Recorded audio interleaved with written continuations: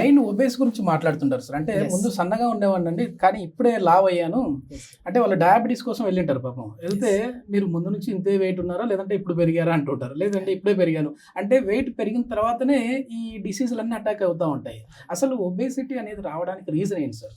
So యూజువల్గా obesity అనేది మనకు చూసినట్లయితే బాడీ యొక్క బిఎంఐలో తేడా ఉన్నప్పుడు దాన్ని మనం ఒబేసిటీగా కన్సిడర్ చేస్తూ ఉంటాం అనమాట. అంటే కొందరు వంశపారపర్యంగా చిన్నప్పటి కూడా ఒబేస్ ఉంటారు, అది క్వైట్ కామన్, వాళ్ళు మనం కన్సిడర్ చేస్తూ ఉంటాం.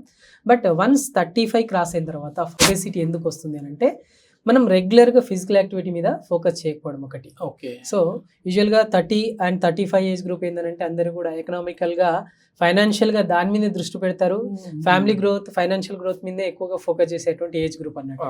సో వన్స్ 40కి ఎంటర్ అయిపో ముందు ఒబేసిటీ అంటే మనం ఎంతసేపు మన డైలీ రొటీన్ వర్క్ మీద మనం ఫోకస్ చేస్తుంటాం తప్ప మన శరీరానికి కూడా ఒక కొంచెం లిమిట్, అంటే ఈ టైం ఇస్తే శరీరం ప్రాపర్గా ఉంటుందని ఎవరు గుర్తించారనమాట మగవాళ్ళ లోపల.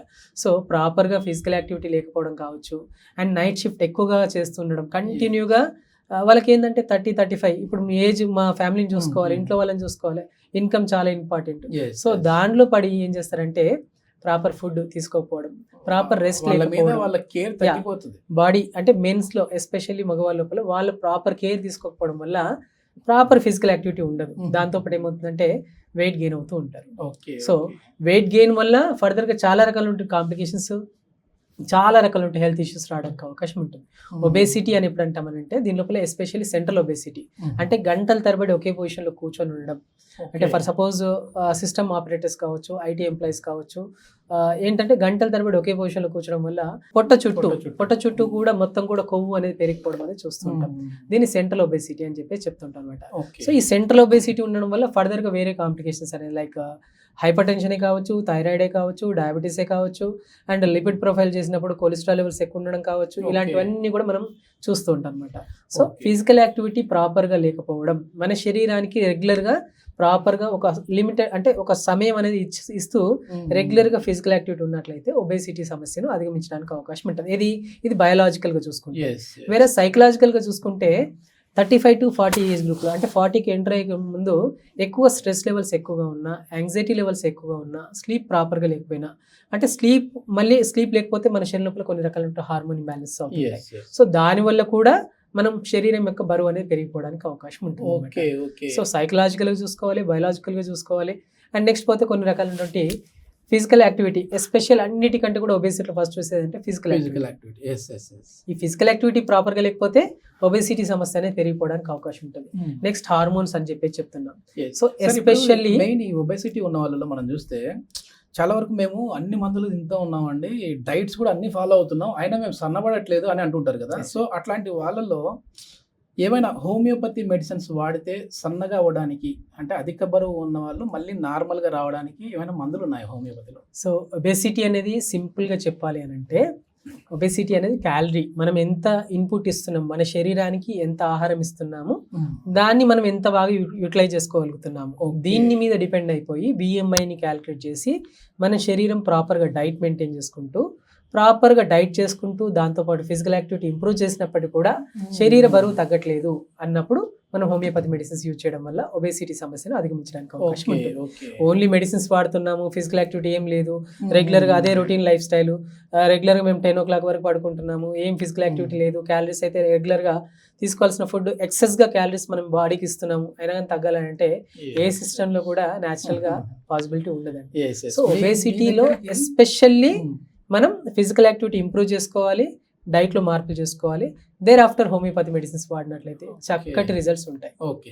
మీ దగ్గరికి వచ్చిన ఒక పర్సన్స్తో ఎవరన్నా అంటే ఒక లైవ్ ఎక్స్పీరియన్స్, చాలా వెయిట్ ఉన్నాడండి ఇతను, అమ్మో 100+ ఉన్నారు, ఇప్పుడు వచ్చిన తర్వాత హెల్దీగా వెయిట్ లాస్ అయ్యారు అనేది ఏదన్నా ఉందా అండి? ఖచ్చితంగా. ఎస్పెషల్లీ ఉన్నారు, 50+ వాళ్ళు ఉన్నారు. 50+ లోపల ఏంటంటే వాళ్ళు వచ్చారు, ప్రవీణ్ రెడ్డి గారు అని చెప్పేసి మనకు నియర్ బై, నేను ఎల్బీనగర్ బ్రాంచ్ లో ఉంటాను. చెప్పచ్చా? పర్లేదు వాళ్ళ పేర్లు, అంటే వాళ్ళ గురించి మనం ఏం లేదు, ఆల్రెడీ వాళ్ళు మాకు టెస్టిమోనీ కూడా ఇచ్చారు. సో అందుకే నేను ఓపెన్ గా ఉంటే ఆ టెస్టిమోనీ కూడా మనం ఇక్కడ ప్లే చేద్దాం. Okay, sure. సో ఏంటనంటే ఆ రెడ్డి గారు ఏమన్నారంటే, నేను ఇప్పుడు 45 అయిపోయింది నా ఏజ్, ఇప్పుడు 50 అని చెప్పేసి మన దగ్గరికి రావడం జరిగింది. సో 50 ఆల్మోస్ట్ ఒక 3 years నుండి నేను డైట్ ప్రాపర్గా మెయింటైన్ చేస్తున్నాను సార్, కాకపోతే నాకు కొంచెం మోకాలు నొప్పులు ఉన్నాయి, దానివల్ల నేను ఎక్కువగా ఫిజికల్ యాక్టివిటీ చేయలేకపోతున్నాను. ఓకే. బట్ డైట్ పరంగా నేను చాలా సిస్టమేటిక్గా ఉంటున్నాను. సో డైటీషియన్ ఆల్రెడీ బయట నేను కన్సల్ట్ అయ్యి డైట్ని కూడా ప్లాన్ కూడా తీసుకున్నాను. ఆ డైట్ మెయింటైన్ చేస్తున్నాను, నాకు వీలైనంత వరకు నేను ఫిజికల్ యాక్టివిటీ చేస్తున్నాను, బట్ వెయిట్ అయితే లాస్ అవ్వట్లేదు అని చెప్పేసి చెప్పారనమాట. సో మనం అగైన్ రెగ్యులర్గా రొటీన్ ఇన్వెస్టిగేషన్స్, అంటే ఒబేసిటీ అని అంటే ఓన్లీ ఫిజికల్ యాక్టివిటీ ఇది కాదు, మన శరీరం లోపల కొన్ని రకాల హార్మోన్ ఇంబ్యాలెన్సెస్ వల్ల కూడా ఒబేసిటీ ఉంటుంది అనమాట. So regular investigations like testosterone levels ఏదో ఉన్నాయి అండ్ థైరాయిడ్ హార్మోన్ లోపల ఏమైనా మార్పు ఉందా, ఇవన్నీ చూసుకొని అతనిలో ఏంటంటే hypothyroid condition. So hypothyroid condition ని పక్కన పెట్టేసి ఎంతసేపు ఒబేసిటీ మీద వాళ్ళు ఫోకస్ చేస్తూ వచ్చారనమాట. అయితే మన రెగ్యులర్ ఇన్వెస్టిగేషన్ లో భాగంగా థైరాయిడ్ ప్రొఫైల్ చేయించడంలో TSH లెవెల్స్ అనేది ఎక్కువగా ఉండడం, దాంతో ఈ సిమ్టమ్స్ థైరాయిడ్ రిలేటెడ్ గా, అంటే ఈ థైరాయిడ్ అంత ముందుకు లేదా అంటే ఉంది, బట్ ఆ థైరాయిడ్ మీద ఫోకస్ చేయకుండా ఎంతసేపు మెడిసిన్స్ వాడుతూ పోవడం వల్ల క్లినికల్ గా వాళ్ళు ఎప్పుడు థైరాయిడ్ ప్రొఫైల్ చేయించినా కానీ నార్మల్ గా ఉందని వస్తుంది, బట్ ఫిజికల్ గా చూస్తే అతని వెయిట్ లోపల ఎలాంటి అంటే మార్పు రావట్లేదు, ఎప్పుడు ఎంతసేపు ఎంత డైట్ చేసినా కానీ పెరిగిపోతున్నారు. సో అలాంటి సందర్భం లోపల అండర్లైన్ కాజ్ ఏంటంటే థైరాయిడ్, హైపోథైరాయిడ్ ఉంది. సో ఈ హైపోథైరాయిడ్ ట్రీట్మెంట్ అందిస్తూ దాంతోపాటు ఒబేసిటీ రిలేటెడ్గా మెడిసిన్స్ అందించడం వల్ల ఆయన ఆల్మోస్ట్ ఆయన హైట్కి ఆయన 65 ఉండాలి, 5.3 అరౌండ్ 5.3 5.4 ఆయన హైట్. సో ఆయన హైట్ పరంగా చూసుకుంటే ఆయన 65 to 70 మధ్యలో ఉండాలి. ఆయన వెయిట్ వచ్చేసి 85-90 ప్లస్సే ఉంటున్నారు తప్ప తగ్గట్లేదు.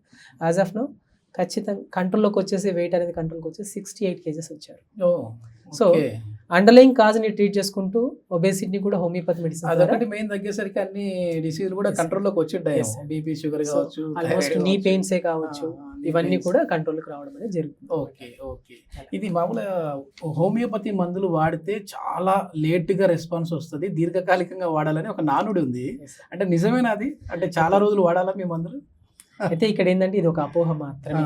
హోమియోపతి మెడిసిన్స్ అనేది యాజ్ జెంటిల్ యాజ్ ర్యాపిడ్, అంటే ఎంత క్విక్గా పనిచేస్తాయనంటే కరెక్ట్ కాన్స్టిట్యూషన్ మెడిసిన్స్ ఇచ్చినప్పుడు లైక్ అంటే ఇక్కడ పేషెంట్ తప్పు కూడా ఉంటుంది. ఎలా అంటే ఆ డిసీజ్ అనేది క్రానిక్ స్టేజ్కి వచ్చిన తర్వాత హోమియోపతిని అప్రోచ్ అవ్వడం జరుగుతుంది అనమాట. ఫైనల్ ఆప్షన్లు మన దగ్గరికి రావడం. అదే ఏ డిసీజ్ అయినా కానీ మైల్డ్, మోడరేట్, సివియర్ స్టేజెస్ ఉంటాయి అన్నమాట.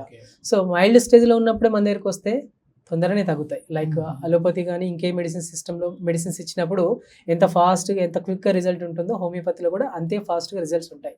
బట్ డిసీజ్ ప్రోగ్రెస్ అంటే చాలా ఎక్కువ స్టేజ్లో ఉన్నప్పుడు మన దగ్గరికి వస్తే ఆ స్టేజ్కి ఖచ్చితంగా హోమియోపతి అనే కాదు ఏ సిస్టంలో మెడిసిన్స్ వాడినా కానీ స్లోగానే పనిచేస్తాయి.